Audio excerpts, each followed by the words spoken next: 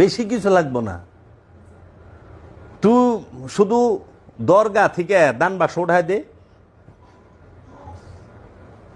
মাজার থেকে দান বাক্স, মসজিদ থেকে হইলো দান বাক্স উঠা, আর হইলো এই ওয়াজের টেকা দিস না, মানে এমনি আলেমুল্লাহ আমার আইসা মাগনা ওয়াজ করে যাব, কোনো ফিক্স থাকবো না।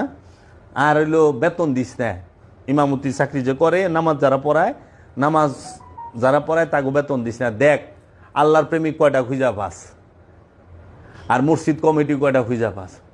মসজিদ কমিটিতে গিয়ে রয় মোটা অঙ্কের মাল আছে, মালটা ধরনের লেগে যখন দেখবো যে মাসে মাসে 5,000 করে টাকা, 10,000 টাকা মসজিদে দেওয়ান লাগে, আল্লাহর প্রেমিকে একটা খুঁজা পাবে কিনা সন্দেহ আছে। কমিটির লেকুবা গুবি না, নিরসনের রাস্তা আমার বাপে কয়ে থুইছে। আমার বাপে তালেম ছিল, মসজিদের কারবার, মাদ্রাসার কারবার আমরা খুব ভালো জানি, বুঝছ। এতিম খানায় টাকা দিবি, এতিম খানায় দিবি না, এতিম যারা আছে তা গোয়াতে দিবি।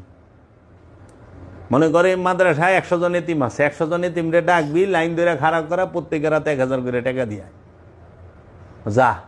দেখ কমিটি থাকেনি, আর মৌলভী সাহেব থাকেনি।